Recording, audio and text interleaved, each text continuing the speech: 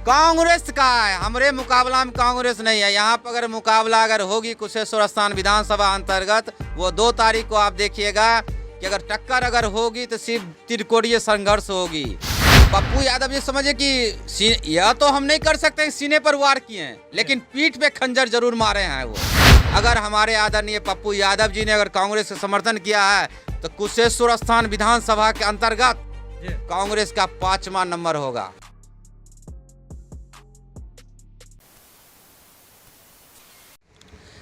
नमस्कार, बिहार के digital media का जनक भारत लाइव देख रहे हैं आप। इस वक्त भारत लाइव की टीम कुशेश्वर स्थान विधानसभा में मौजूद है।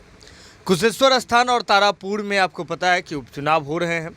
30 तारीख को मतदान होना है और इससे पहले, उपचुनाव से पहले बिहार की राजनीति में एक बड़ी जो है बदलाव देखा गया। ऐसे में हमने देखा कि जाप सुप्रीमो पप्पू यादव जी न्यायिक हिरासत में थे, वे रिहा होकर के बाहर आए।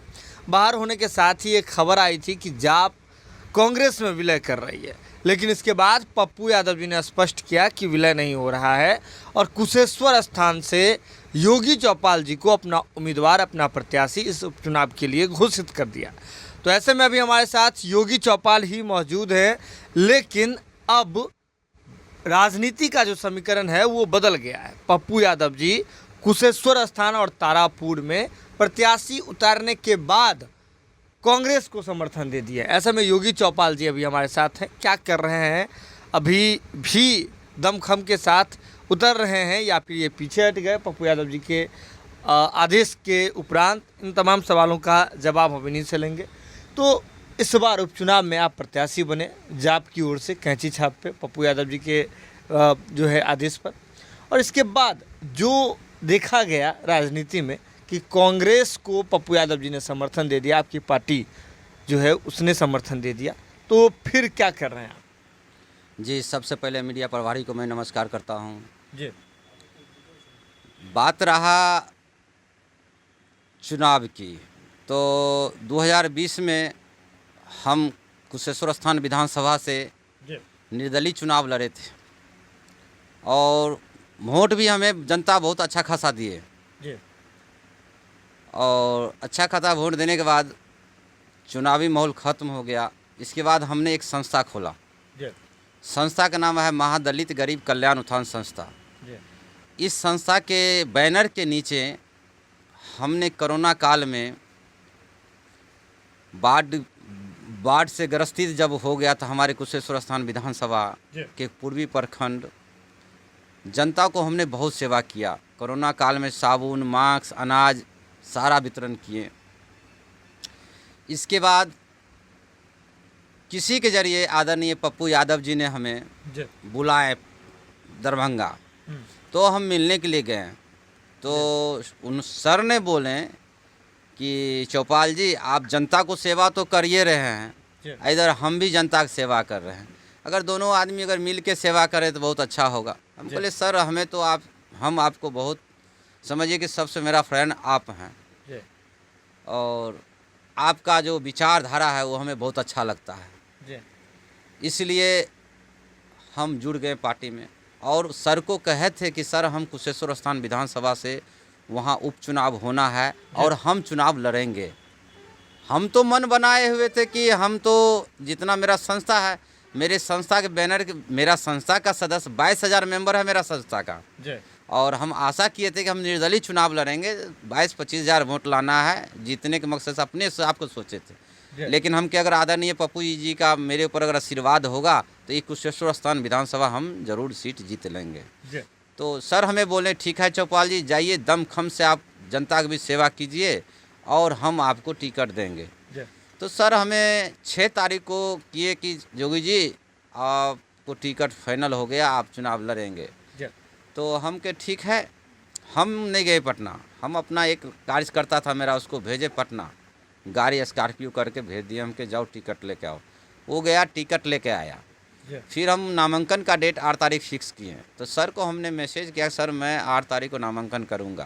तो सर बोला ठीक है आप नामांकन करो, बिहार प्रदेश एवं जिला के जितना भी कार्यकर्ता है और जितना भी हमारे पार्टी के पदाधिकारी हैं वो सब योगी चौपाल जी आपके साथ होंगे और इस बार कुशेश्वर स्थान विधानसभा पूरी दमखम के साथ हम लोग लड़ेंगे। जी हमने कि सर का आदेश है तो हम करेंगे। फिर चुनाव नामांकन हो गया, नामांकन के बाद वापसी का 16 तारीख तक का डेट होता है, जी नामांकन वापस करें। लेकिन ऐसा तब तक कोई सूचना हमें नहीं मिला। जी फिर हम अपना पेपर, बैलेट पेपर हो गया, बैलेट पेपर नमूना हो गया, इसके बाद हम अपना बैनर पोस्टर सब बनवाएं। हम तो चुनाव लड़ना ही है, तो दिक्कत क्या है। 22 तारीख को पता चला कि आदरणीय हमारे पप्पू यादव जी दिल्ली जाकर कांग्रेस के समर्थन कर दिए। और देखिए कांग्रेस के समर्थन किए, हमें तो हमारे राष्ट्रीय अध्यक्ष पप्पू यादव जी के ऊपर गौरव था कि हम पप्पू यादव जी के पार्टी से हैं। जी लेकिन एक हमारे कांग्रेस के बिहार प्रदेश अध्यक्ष डॉक्टर मदन मोहन झा के लेटर पर वो समर्थन किए। यहाँ तक कि अगर सोनिया गांधी जी की अगर होता, राहुल गांधी जी का अगर होता, अगर तब हमारे आदरणीय पप्पू यादव जी अगर उनको सपोर्ट करते तो हम कहते चलिए हमारे राष्ट्रीय अध्यक्ष जी से बात हुई है इसीलिए उनको समर्थन किए। मतलब आपको लगता है कि लेवल डाउन कर लिए हैं।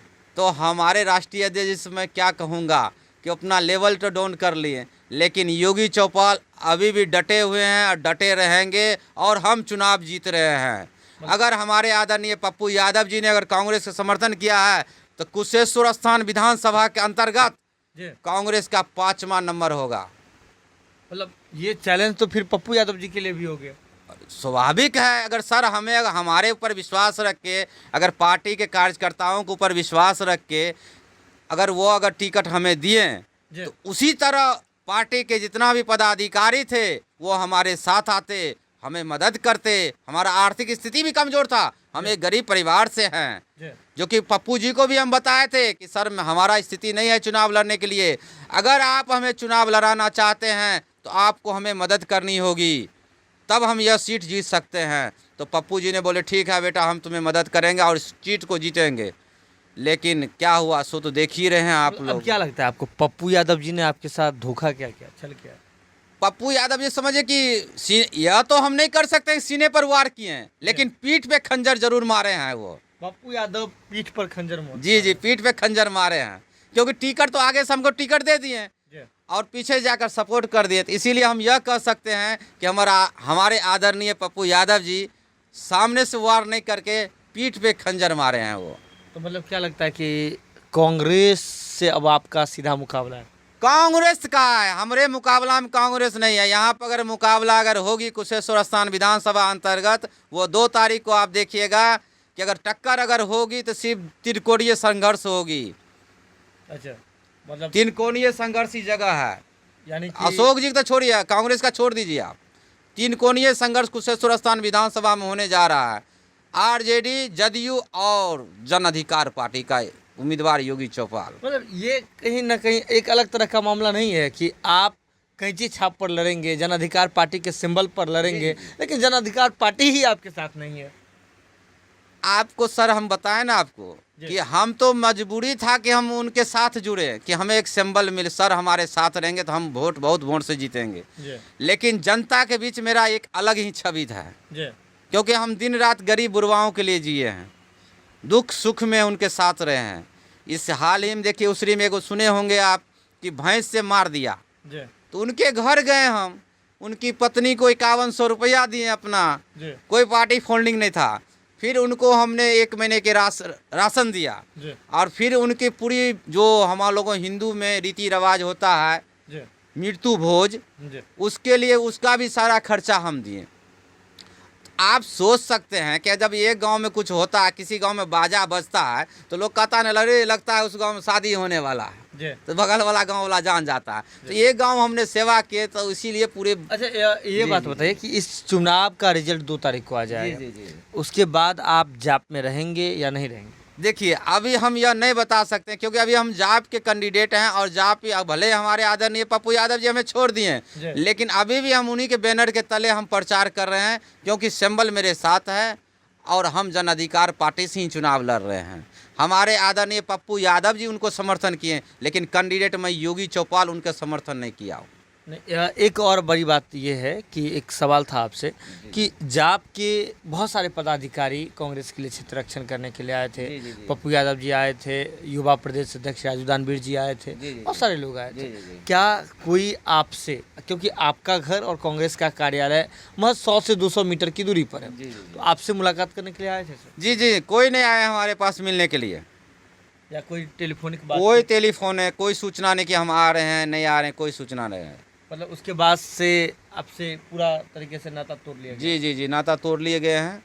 हमसे कोई बातचीत नहीं होते हैं, उन सर से भी कोई बात नहीं हुआ, ना हम कॉल करते हैं ना सर हमें कॉल करते हैं। अगर ये वीडियो पसंद आई और वह बिहार के राजनीति और बिहारियत से सरोकार रखेनी तो सब्सक्राइब बटन दबा के चैनल के सब्सक्राइब कर ली। ओजे एगो घंटी बा, ओकरा बटन दबा देला से कुल सटीक और मारक खबर रुआ मुफ्त में मिल जाई। अगर रुआ पत्रकारिता के हमनी के नया प्रयोग में सहयोग कर चाहतानी तो ज्वाइन बटन दबा दी। पेटीएम नंबर नोट कर ली 9386816700। धन्यवाद।